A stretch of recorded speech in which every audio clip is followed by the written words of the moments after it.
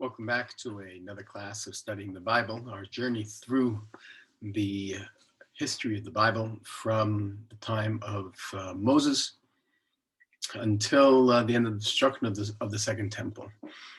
We are currently at the end of the period of King David and the beginning of the period of his son, King Solomon. We discussed last week that it was a bit of a fragile and sensitive experience where David had many sons, and we already know that Absalom took over, usurped the kingdom, and he was killed. And now David is very old, and it's up to the successor. And Adoniyahu, another son, says he's going to be king, but through the works of Natan Navi and Bathsheba, David appoints Solomon, Shlomo, to be his successor, and then he warns him and gives him advice of what to do, close some accounts, deal with some people, and begin his kingdom, fearing God, protecting the mitzvot, guiding the people in the proper way. So we're in the beginning of the second book on verse 12 or verse 11. At 10 and 11, David passes away. He sleeps with his fathers, and in 12, he reigned for 40 years, and 40 is a roundish number in the Bible, right? Moses is in 40 days and 40 nights, and the Mabul, the flood, was 40 days. This idea of 40 is complete, and 40 years is a complete time period. And then verse 12. Shlomo sits on the throne of his father, and his rule was firmly established. Vatikon malchuto mod. So David passes away, and Shlomo enters into his father's footsteps, so to say. Now, Adoniyahu comes to Bathsheba and says hello. Now, she says, are you here to try to usurp the throne? Are you trying to kill? Or are you trying to be, to say? So he says, Vayomer davar li elayich, I have a word to say to you. And obviously Adoniyahu was in a very, very precarious position because he lost out on being the king. And now, based on the history, he gets killed. I mean, in order to secure yourself, you kill your brothers. So let's see what happens. In verse 15, he says, you know that the kingship was rightly mine, and that all of Israel wanted me to reign, Adoniyahu says. But it got passed on to my brother by the will of God. This is what we call a pregnant statement, right? That he kind of, states the fact that, well, it certainly belonged to me and everyone wanted me, but what can I do? This is in the hands of God. And with this introduction, I have one question for you. Please do not refuse me. Answer my question. So she says, what is it? Please ask King Solomon to give me Avishag the Shunamite as a wife. This is Adoniyahu asking to receive the concubine. Well, she wasn't exactly a concubine, but nevertheless, she represented the last woman who was slept in the bed of King David. And he's asking for as his wife, which is audacious. And that's why he doesn't go to Solomon. He goes to Bathsheba. Maybe she had more mercy, compassion. I don't know. Bathsheba doesn't say anything. Maybe she was scared of Adoniyahu. Remember, people were vicious in those days. She goes and says, I will speak to the king, King Solomon. Right? Can you imagine? King Solomon, sure, take my father's concubine. Bathsheba went to King Solomon to speak about Adoniyahu. The king rose and to greet her and bowed down and sat on his throne. And he had his throne placed for her, sat her on the right, because after all, she's the mother of the king. She says, I have one question for you. I have one request. And he said, oh, you're my mother, the kingdom, anything you want, I will not refuse you. And then she says, give you Avishag the Shunamite to your brother Adoniah. Well, this threw him for a loop. He was shocked. The king replied to his mother, why request Avishag the Shunamite for Adoniah? You should give him the entire kingship. After all, he's my older brother. Why not give him the priest? Give him Yoav. They're all on his side anyway, which means basically that Solomon got angry. And he said to his mother, you're being played. And he said, I'd love to give you everything, but I can't give you this. And Solomon swears the Lord, saying that this is going to cost Adoniah his life. It was a brazen move by Adoniah, going through in a surreptitious way, going through King Solomon's mother. Now, what did Bathsheba, what was she thinking? Maybe she was old. Remember, David was old. So in any event, in verse 24, now as the Lord lives, who, he established me, Adoniah will be put to death on this very day. He sends the message out to Benaiah ben Yehoiada, and he struck Adoniah and he kills him. What about Evyatars? So he said to, who sided with Adoniah, he said, go to your place in Anatot. You deserve to die, but I shall not put you to death. Because after all, you carried the ark of my Lord God before my father David, and you shared all the hardships my father endured. In other words, even though you,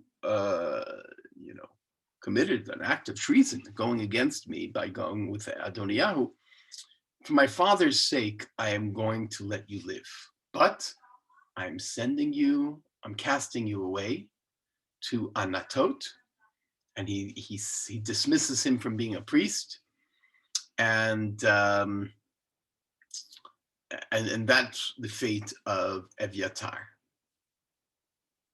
Now Yoav, who also sided with Adoniah, realized that his fate was sealed. So what does he do? He runs to the Mizbeach, the altar, and he holds on to the corner of the altar. Now, he did not side with Avshalom, but he did side with Adoniah. He's basically going against the King Shlomo.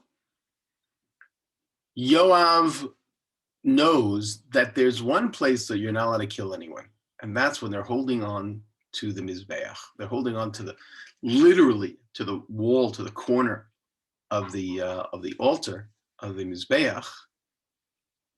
They tell Shlomo, listen, Yoav ran to the house of God, and he's sitting by the Mizbeach. And Shlomo says to Benaiah ben Yehoiada, go kill him.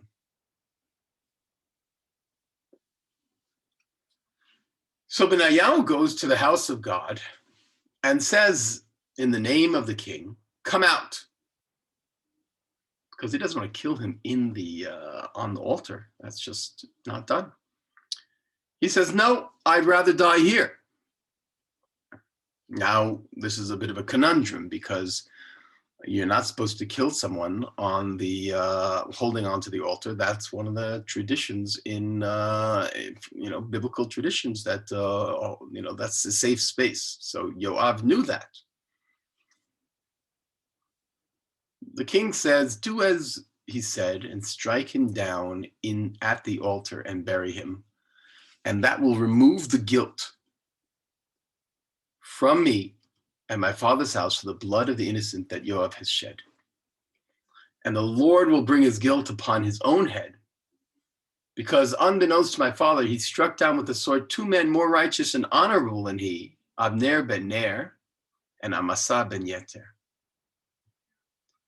I'm shocked that King David didn't know, but King Solomon has basically said, listen, Yoav was a great general, but at the end, he turned on us.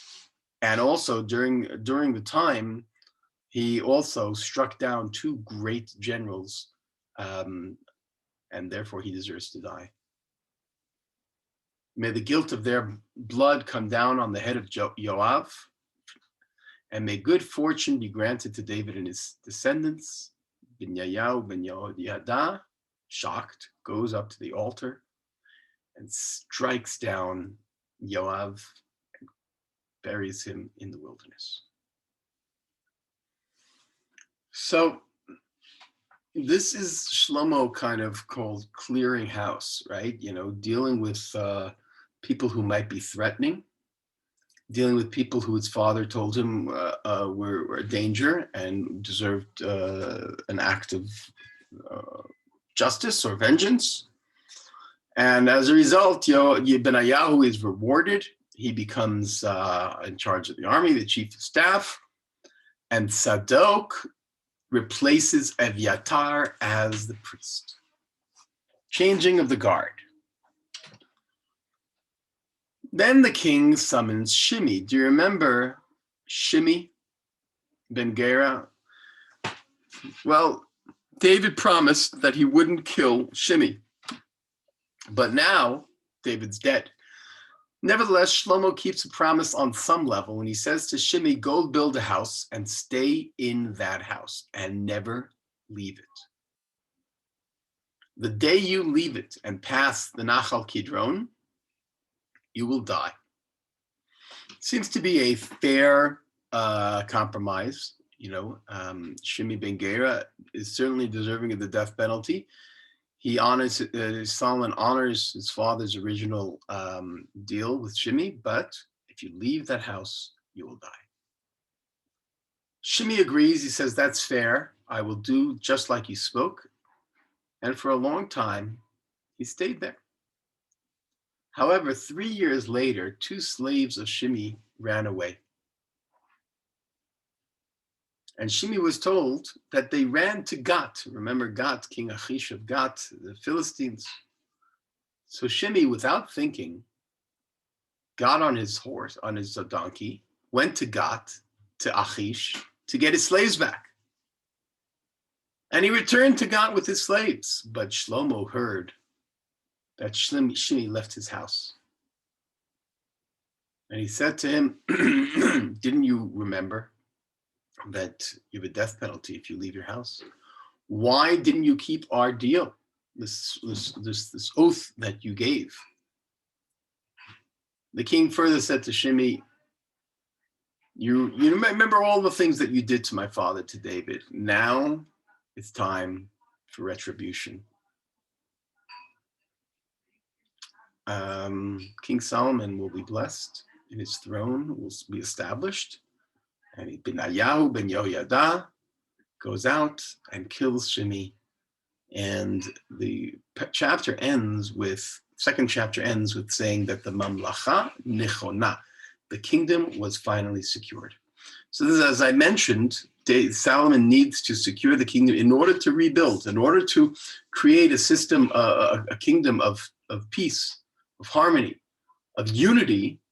You have to get rid of the bad apples.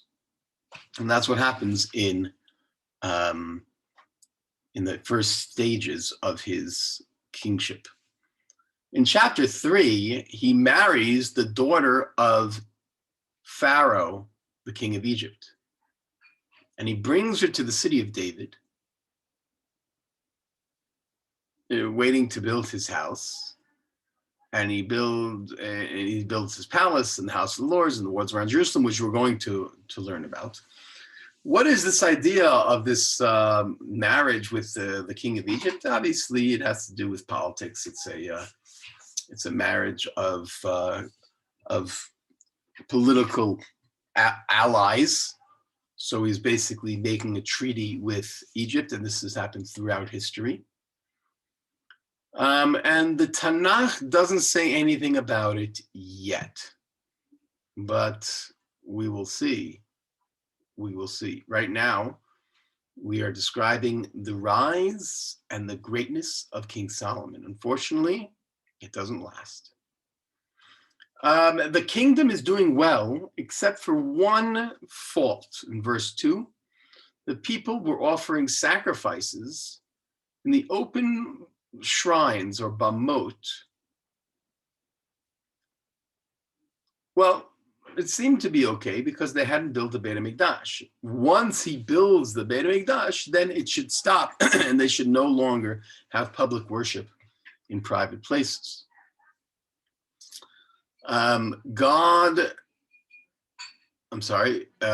Solomon loved the Lord and followed in the practice of his father David. But, and here is this, but he did sacrifice in these bamot, which the Tanakh seems to look askance, uncomfortable with. And we see that this is something that is going to come up over and over again. Where you sacrifice is the definition of who you are and who you support and who you serve. The king went to Giv'on to sacrifice there because it was the largest bama, 1,000 burnt offerings he offered. But in Giv'on, if you remember, in Giv'on, Joshua had a big miracle take place there, so it was considered a very positive place in the memory of them. He has a dream. Remember, David never really had a dream, but Abraham, Isaac, and Jacob, Joseph, they're dreamers. So Solomon has a dream, and God appears to him in the dream. Now, this is a very, very important moment, because when God appears to him, he says, what can I offer you? What I grant you a wish. What is it that you want? And this kind of sums up, the definition of who Solomon is in the positive sense, because God gives him one great power. In other words, what's your superpower that you can give you? Solomon could have said, I want riches. Solomon could have said, I want power. Solomon could have said, I want to be a warrior. Solomon could have said, I want land. What did Solomon ask for? Verse 6. This is really the anchor of what Solomon is about. He said, it turns to God in the dream, and he said, you were so kind to my father, and he walked before you in truth, in justice, and in Yishrat Lev, which is beautiful, means the heart that is guided towards the right path. And you guarded for him that great kindness, and you gave him a son to sit on his throne. And here, lo and behold, this young lad with no experience, and that child. So he starts with an introduction with the right way to say to God, who am I? You know who I am? I follow in the footsteps of my father. I have no experience. I am young, but I will try to follow in my father's footsteps. And Avdecha, your servant, which, this is how you speak to God, I am in the midst of the people that you have chosen, a people that are too numerous to be counted. And this is what I want from you, God. Verse 9. Please give me understanding. And now understanding in English, not good enough. In Hebrew, it's Lev Shomea Lishpot, a heart that hears in order to judge your people. A heart that understands the difference between good and evil. For how else can I judge the people, this vast people, without wisdom? Well, God really responds to that. Verse 10, God was pleased with that was the request that Solomon had. And God answered him, and he said, because you answered the right answer. You didn't ask for long life. You didn't ask for wealth. You didn't ask to defeat your enemies, but you asked it for wisdom in order to judge so that you can take care of your people, I am going to do exactly that. I am going to give you a wise and discerning heart, mind, that no one ever saw before and nowhere ever it will be again. And because you didn't ask for wealth, I'm going to give you wealth. If you go and follow, and this is the key that I same to Abraham and Isaac and Jacob and Moshe and Yoshua and Shmuel and David before him, if you follow in my ways and observe my laws and commandments, just like your father David did, I will give you long life. Vayikatz Shlomo, and Shlomo wakes up, and behold, it's a dream. There's the same language that was used for Pharaoh. And Pharaoh woke up, and behold, it was a dream. And Shlomo comes to Jerusalem, stands in front of the Aron, offers sacrifices, and makes a great party. Excuse me. And now, in verse 16, a very, very famous story, is meant to immediately manifest the promise of God to King Solomon of wisdom. And that is when two prostitutes came before the king and stood before him. Remember, it's not about one prostitute, one ill repute woman, and one lovely righteous woman. No, both are prostitutes. So it's talking about discerning between this one and that one, which it looks like two forms of gray. The first woman said, "My lord, the woman and I live in the same house. I gave birth to a child while she was in the house. On the third day after I delivered, this woman also gave birth to a child. And we were alone. There was no one else in the house, just the two of us in the home. And during the night, the woman's child died because she laid on top of it. She arose in the night, took my son from my side while your maidservant was asleep, and laid with him in her bosom, and she laid her dead son in mine. I woke up the next morning to nurse my child, and it's dead. And I looked at him in the morning, and he did not look like the son that I had given birth to." Now the other woman said, "Hey, this live one is my son, and the dead one is yours." And the first insisted, "No, the dead boy is yours, and mine is a live one." And they went arguing before the king.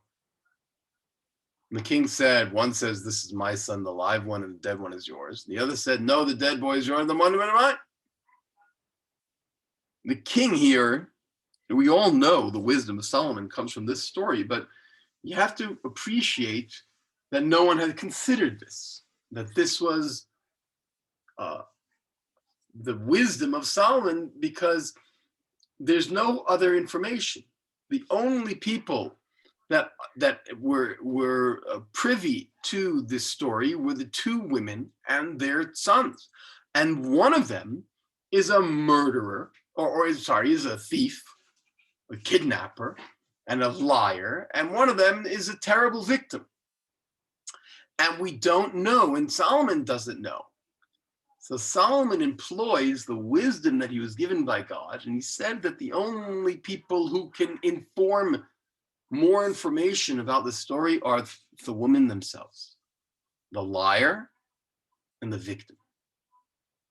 And here's what he does, and it's a famous, obviously, he says in verse 24, "Get me a sword." And he says, "Saw this child in half, and give half to one woman and half to the other woman." The one who really was the mother was filled with sadness and compassion and mercy for this child that she bore. And she said, No. Give her the full child, but don't kill it. Whereas the other woman said, No. It's not going to be yours or mine. Cut it in two. It's a good idea. And then the king said, the one who is willing to sacrifice her child that it lives, that's the true mother of the child. And therefore, give her the child. Verse 28, all of Israel heard his decision that the king had rendered, and they stood in awe of the king, for they saw that he possessed wisdom, divine wisdom, to execute justice. And I think this is a fitting place to stop, recognizing that this is the way we describe King Solomon, the wisdom of Solomon, because he sought it. The reason he is the wisest is because he asked this from God, and God rewarded him with his wisdom. And that's the reason that he deserves to have this title. And he is going to be known throughout the world as the wisest man on earth. Unfortunately, as we'll see in the future, wisdom is not enough to maintain a blemishless existence. Everyone at some point encounters sin, but we'll leave that for the future classes. Everyone have a great day.